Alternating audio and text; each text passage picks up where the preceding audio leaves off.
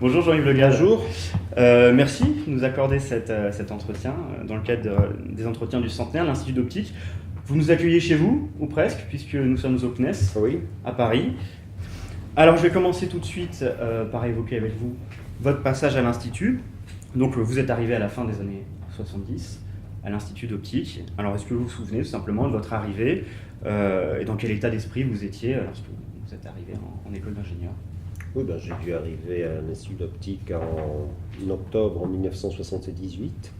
Et je crois que c'est un choc parce que finalement on fait des études au lycée, ensuite 2 années de classe préparatoire, et puis on se retrouve, alors en ce qui me concerne, il se trouve que j'avais fait mes études à Marseille, donc d'abord il y a l'écart géographique. Aujourd'hui, ça peut sembler peut-être moins loin parce que, on en parlera peut-être un peu plus tard, le monde rétrécit, Internet, Skype, il faut 3 heures en TGV pour aller à Marseille.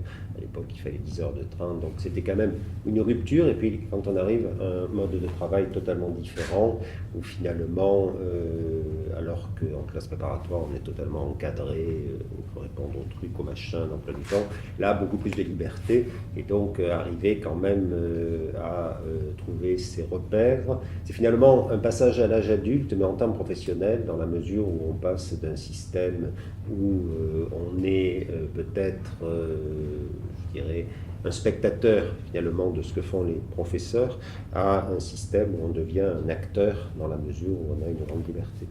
D'accord, merci. Alors je ne vous cache pas qu'on a fait quelques recherches sur votre promotion. Alors, moi, j'ai noté qu'il y avait 26 diplômés dans votre promotion. On a également retrouvé des journaux étudiants, pas mal de choses qui témoignaient de la vie de l'époque. Et on a retrouvé quelques traces de vous. Alors, dans un bricot-club, et également, alors c'est plus récent, j'ai trouvé ça, peut-être un embryon de Rolling Stones Fan Club. Il est de notoriété un peu publique que vous aimez aussi le rock.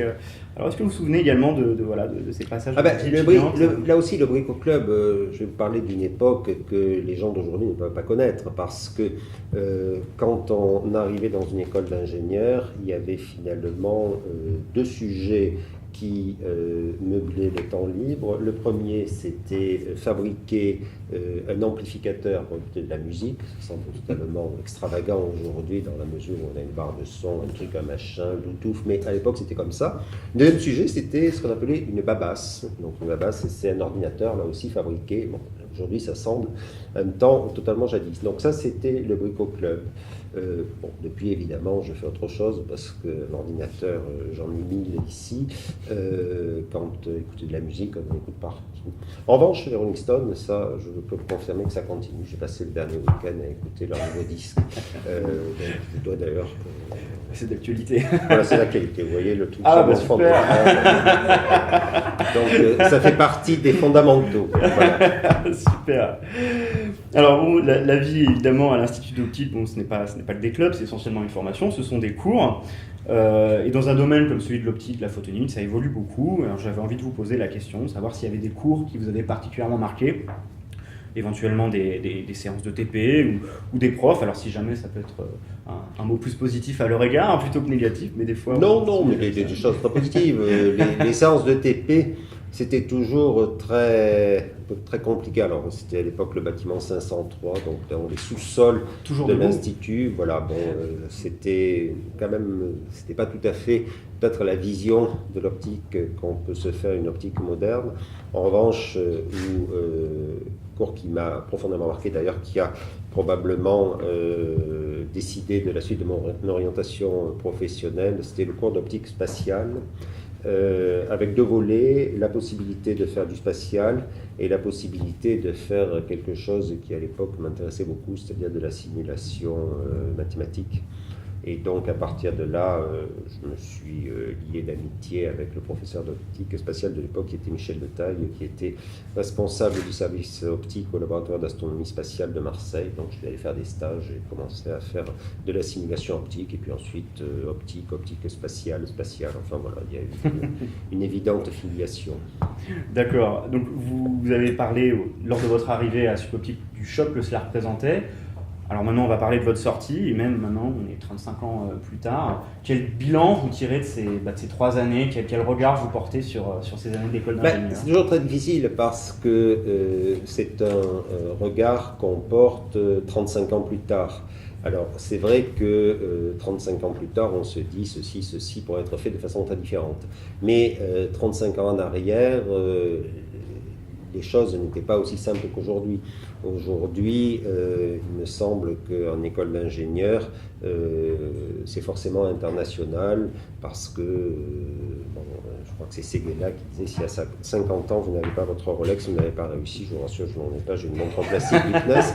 Mais aujourd'hui, on peut dire quand même que toute personne qui veut faire de la technologie, des choses comme ça, se doit d'aller faire un tour à l'international, en Californie, côté de Boston, en Chine. Donc le monde est global. Il y a 35 ans, il n'était pas global. Ça, c'est le premier point. Le deuxième point, aujourd'hui, avec Internet, il n'y a rien auquel on n'a pas accès. Là aussi, il y a 35 ans, ça n'existait pas. Mais cela dit, j'ai quand même le sentiment qu'il y a déjà 35 ans, avec les références de l'époque, l'école d'optique était une école moderne, dans la mesure où il y avait un certain nombre de choses, des professeurs qui probablement ont disparu aujourd'hui, mais il y a des souvenirs de l'approche de la modernité, et j'espère que ça continue. On va aborder avec vous maintenant plutôt votre parcours professionnel et ce que vous faites aujourd'hui. Donc, comme vous l'avez déjà un petit peu évoqué, après Suboptique, finalement, votre carrière est quasiment entièrement tournée vers l'espace. Vous travaillez comme chercheur sur les projets ISO, Hipparcos, vous allez à Novespace, finalement vous allez au CNES en toute fin de... Enfin maintenant vous êtes président du CNES, vous étiez passé par Arianespace avant.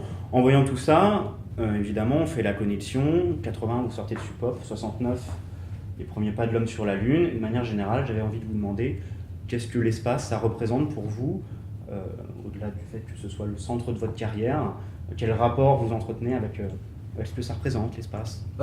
L'espace, l'avantage, c'est que c'est un domaine qui est absolument universel. C'était vrai, c'est des souvenirs finalement. Quand je pense à le passage entre l'enfance et l'adolescence, donc la fin des années 60, pour moi, il y a 3 souvenirs marquants. La course à la Lune, 6 ans, 7 ans, au journal des Tintins, on ne parlait que de spatial, les missions Gemini, Apollo qui s'enchaînaient du côté de l'Union soviétique. Donc ça, c'était un point d'ancrage. Même un point d'ancrage moins drôle, c'était la guerre du Vietnam. Et puis, un point commun, c'était l'Europe, parce qu'une nouvelle musique qui arrivait et qui est quand même un peu la signature de cette époque, avec des moments très très forts, la fin des années 60. Et le spatial, ça a continué. Et aujourd'hui, ce qui est frappant, c'est de voir que le spatial est toujours quelque chose dont on parle beaucoup, extrêmement moderne, qui se décline finalement sur 3 enjeux qui sont peut-être les enjeux des années que nous vivons. Le premier enjeu, c'est l'innovation. Donc l'innovation, ce n'est pas qu'un mot. Le monde change à une vitesse hallucinante et il faut innover en permanence. Les gens qui n'innovent pas ne sont pas là. Le deuxième enjeu, c'est la planète, le climat. On l'a vu au moment de la COP21, l'accord de Paris, mais ce sont vraiment des sujets qui, de quoi qu'on parle, on parle d'enjeux politiques en ce moment. Bon, le climat est toujours sur le devant de la scène. Puis le troisième enjeu, c'est l'exploration, parce que dans les années 60, on parlait d'aller marcher sur la Lune, aujourd'hui on parle d'aller marcher sur Mars. Et donc, le spatial, c'est un peu le point commun à tout ceci, parce que l'innovation, on passe ici notre temps à innover. Le climat, ce sont les satellites qui ont mis en évidence l'augmentation de température du globe, l'augmentation du niveau des océans. Il n'y a que les satellites qui peuvent l'augmenter. Des ministres, et non des moindres, croyaient qu'il y avait des flotteurs un peu partout sur les océans, une sorte de mini-zouave du pont de l'Alma, où on se dit, tiens, il y a des louches jusqu'au nombril, aux aisselles. Le problème est que les océans, leur niveau augmente de 3,2 mm par an, et ça, on ne peut l'observer qu'en faisant de l'interférométrie. et ce sont les satellites du CNES qui le font. Et puis, le troisième aspect pour le climat, c'est la mesure des émissions de gaz à effet de serre, et là aussi, on va le faire. Donc le climat, c'est aussi un enjeu très important, et puis l'exploration, ben, c'est le rêve. Si aujourd'hui, il y a beaucoup de gens qui veulent faire du spatial, c'est parce qu'on parle de la mission vers Mars. Je pense que d'ici 10 ou 15 ans, ben, on verra des gens, peut-être pas se poser sur Mars, mais au moins en orbite martienne, peut-être se poser sur Phobos. Donc là aussi, ça fait rêver. D'accord. Alors on voit que vous êtes président du CNES, qui, comme vous dites, au cœur de l'innovation. Vous avez un parcours essentiellement à son début scientifique, mais on se dit qu'aujourd'hui, vous avez des responsabilités plus de politique industrielle. Alors très, très pragmatiquement, en quoi consiste le métier de président du CNES? Le président du journées. Je passe mes journées, vous savez, c'est très très formaté, très organisé. Donc c'est un emploi du temps au millimètre près sur toute la planète, parce que le CNES aujourd'hui est probablement l'agence spatiale mondiale qui a le plus de coopération internationale. Un exemple, j'étais jeudi et vendredi à Lucerne, où il y avait, comme tous les 2 ans, la conférence des ministres chargés de l'espace, donc 22 ministres qui se rassemblent. On a levé 10 milliards pour les programmes pour les 3 ou 4 années à venir. Ça, c'était jeudi et vendredi. Samedi, j'étais à Abu Dhabi avec le président de la République, parce qu'il y avait un colloque sur l'observation des dégradations que les guerres font sur le patrimoine archéologique. Et donc, ce sont les satellites du CNES qui mettent ceci en évidence.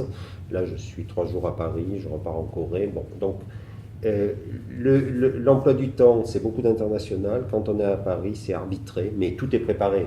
Une réunion, il y a 2500 personnes ici qui travaillent, et puis ensuite ça monte, et puis il y a des moments où il faut dire c'est blanc ou c'est noir. Donc voilà, donc c'est arbitré, et puis j'ai presque envie de dire raconter une histoire, parce que là aussi, un établissement comme le CNES, il a un budget, bon, il y a dans cette maison plus de 2 milliards d'euros qui rentrent chaque année, mais ça n'arrive pas seul. Et donc, il faut expliquer aux politiques, aux décideurs, pourquoi il est important de mettre de l'argent sur le spatial. Pour ça, il faut raconter une histoire. La première fois que vous faites une interview dans un journal, c'est rigolo de voir sa tête, mais ensuite, on se rend compte que c'est toujours compliqué, parce qu'il faut que le message soit exactement celui qu'on veut passer. Mais c'est ça le métier de président du CNES, donc arbitrer, être tourné bien sûr vers les enjeux de l'intérieur, et puis vis-à-vis de l'extérieur, donc un peu le ministère de la parole. Qu'est-ce qui vous séduit en fait particulièrement dans ce travail?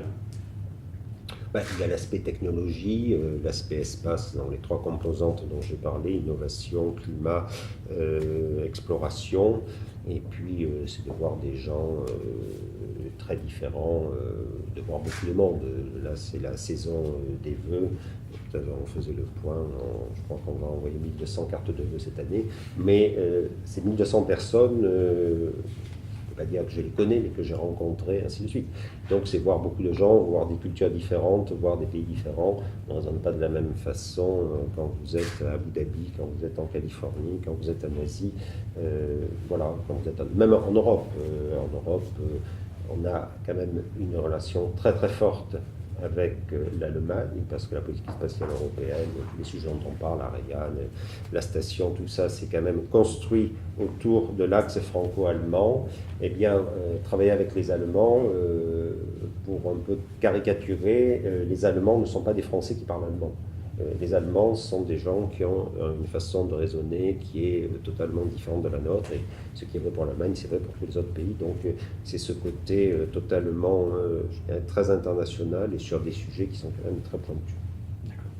Alors pour conclure cette partie, j'ai pioché dans les questions que m'ont adressées les étudiants avec lesquels j'ai préparé cette interview, et donc j'ai pris cette question un petit peu marrante, à savoir si vous aviez des conseils à donner pour un étudiant, par exemple, de Supopti qui plus tard aimerait devenir président du CNES. Alors, oui, sans envie de j'ai un conseil à lui donner, parce que c'est un conseil d'expérience, c'est de ne jamais y penser. Parce que la vie, c'est une somme d'opportunités. Vous savez, on a, comment dire, je ne crois pas au plan de carrière. Aujourd'hui, ça n'existe plus. Ça existait peut-être là aussi il y a 30 ou 40 ans, mais aujourd'hui, la vie, c'est une somme d'opportunités. Je disais tout à l'heure, je n'ai peut-être pas rencontré M. de Taille qui parlait d'optique spatiale à l'Institut d'optique. Peut-être que je ferai même certainement, je ferai autre chose aujourd'hui, et ainsi de suite. Quand je vois les points d'inflexion de mon parcours personnel, c'est toujours totalement inattendu parce que c'est finalement la vie au quotidien. Quelqu'un qui fait autre chose, un poste qui se libère, ainsi de suite. Donc je ne crois pas qu'il faille penser. Et puis l'autre aspect aussi, c'est que, comme vous l'avez dit, je suis sorti de l'école d'optique il y a 35 ans. Dans 35 ans, j'espère qu'il y aura toujours un CNES, mais enfin, le CNES tel qu'il existe aujourd'hui, il a été créé en 1961, donc nous sommes en 2016, ça fait 55 ans. Ça n'a strictement rien à voir. Et donc, ce que sera le CNES dans 35 ans, c'est-à-dire, si je compte bien, il aura 90 ans, personne ne le sait, dans un monde qui est de plus en plus européen, de plus en plus international, où l'espace aussi va évoluer. Aujourd'hui, les satellites font 2 tonnes, il y a quelques années, ils en faisaient 7 ou 8, probablement dans 10 ou 15 ans, ils feront 200 kilos. Donc on voit que c'est un monde qui change en permanence. Et il faut accompagner ce mouvement. Alors la transition est toute trouvée avec la dernière partie de notre entretien, que j'ai intitulé « Et dans 100 ans », puisque donc nous avons commencé à célébrer les 100 ans de l'Institut d'optique. Et il y a 100 ans, l'Institut d'optique n'avait rien à voir avec ce qu'il était aujourd'hui. Il a été créé sous l'impulsion de plusieurs personnes, et notamment des astronomes, notamment Henri Chrétien. Il y a 100 ans, donc, l'astronomie, c'était aussi quelque chose de complètement différent, mais qui était au cœur déjà de l'optique. L'optique spatiale, comme on pourrait l'appeler, c'était pas encore ça, mais ça a commencé à évoluer par la suite. Alors, dans la première de ces 2 questions de cette dernière partie, je souhaitais vous poser peut-être une colle, mais comment vous imagineriez l'optique spatiale dans 100 ans, ou peut-être quels défis vous verriez être relevés dans le prochain siècle concernant donc l'optique spatiale, l'astronomie? Je crois que quand même ce qui caractérise l'optique et l'évolution de l'optique au cours des années passées, c'est qu'on est passé d'une situation où on observait et on ne faisait que ça, à une situation où aujourd'hui, depuis en gros l'invention du laser, bon, ça a commencé avec les sémaphores, mais on est passé avec le laser, on ne fait pas qu'observer, on connecte, puisqu'on envoie des faisceaux et ça permet de faire circuler de l'information et de façon beaucoup plus abondante qu'avec des hyperfréquences. Et aujourd'hui, on voit bien quand même que les enjeux de la société de l'information, c'est-à-dire les enjeux du spatial, c'est connecter et observer.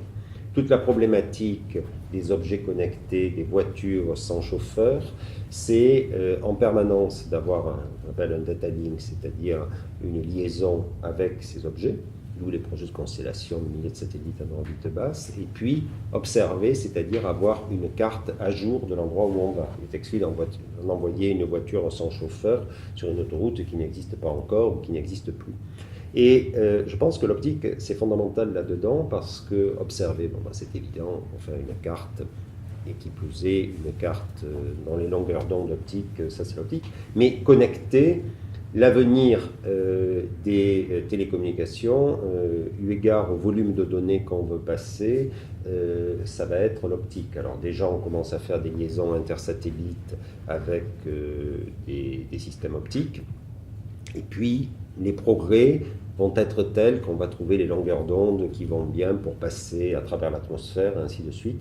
Et donc moi, je pense que l'avenir de l'optique, au-delà de l'observation proprement dite, dont on aura toujours besoin, mais il va y avoir toute cette partie télécommunication qui est très certainement très importante, parce que là, les débits, évidemment, n'ont rien à voir avec ce qu'on peut faire sur les hyperfréquences, et donc avec des applications qui restent à inventer. On n'imagine pas ce que c'est, mais on voit bien que c'est ça qui va se mettre en place.